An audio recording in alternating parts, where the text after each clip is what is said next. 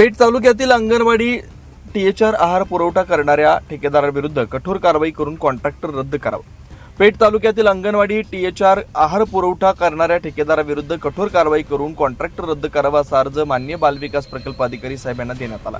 पेठ तालुक्यातील अंगणवाडीतून लाभार्थ्यांना दिला जाणारा टीएचआर अत्यंत उत्कृष्ट दर्जाचा अपुरा व शासनाने ठरवलेल्या निकषानुसार नसल्याचं वारंवार निदर्शनास आलं। आहारामध्ये दर्जाहीन साहित्य, प्रमाणात तफावत, चव व पोषण मूल्यांचा अभाव असून गर्भवती महिला, स्तनदा माता, बालकांच्या आरोग्यावर विपरीत परिणाम होतोय। शासनाने ठरवलेल्या पोषण मानकानुसार त्याची गुणवत्ता अत्यंत खराब आहे। पोषण मूल्य, दर्जा, वजन, प्रमाण, स्वच्छता व गुणवत्ता मानक यापैकी एकही निकष पाळलेला नाही। आहारामध्ये खराब दर्जाचं साहित्य, दुर्गंधी, चव नसलेला व वापरण्या योग्य नसलेला माल दिला जात असून अनेक लाभार्थ्यांकडून आहार न वापरता टाकून दिला जातोय। ही गंभीर बाब आहे। आहार पुरवठा करणाऱ्या ठेकेदाराकडून सातत्यानं अत्यंत निकृष्ट, अपायकारक व शासन नियमांचं सरळ उल्लंघन करणारा आहार दिला जातोय। ही बाब केवळ निष्काळजीपणाची नसून गर्भवती महिला, स्तनदा माता व लहान बालकांच्या आरोग्याशी थेट खेळ करणारी गंभीर चूक आहे।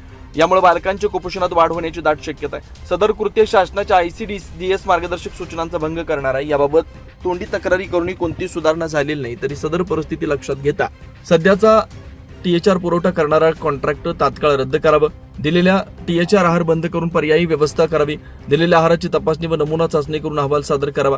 दोषी आढळल्यास ठेकेदारावर दंडात्मक व प्रशासकीय कारवाई करावी। लाभार्थ्यांना तात्काळ दर्जेदार व नियमानुसार आहार उपलब्ध करून द्यावा। जर या तक्रारीची तात्काळ दखल घेण्यात आली नाही तर पुढील तक्रार उच्च अधिकाऱ्यांकडे दिली जाणार आहे, असं 24 लाईव्ह महाराष्ट्र न्यूजचे सहसंपादक पुष्कर गांगोडे यांनी स्पष्ट केले। माझं नाव रोहिदास गंगाधर सारे, मुक्काम कोटांबी, तालुका पेठ, जिल्हा नाशिक। ही माझी पोरगी आहे, ती अंगणवाडी जाते। त्यांना हे आहार दिले म्हणजे ते खाण्यासारखं नाही, त्याच्यावरती आळे पडते, जास्त दिवस टिकत नाही, आळी पडते जास्त, त्याला लगेच आळी लागून येते। म्हणजे खाण्यासारखं नाही, त्याला चव नाही आणि हे नाही, ते त्याच्या बदल ना दुसरं काहीतरी एक चांगलं खाण्यासारखा आहार द्या। हा आहार आम्ही खात नाही। एक आहार आहे ना, ते बोकड्यांना, कोंबड्यांना, हे सगळं म्हणून त्यांनाच घालून देतो। माझे नाव मनीषा दिनेश भोये आणि हा माझा मुलगा आहे।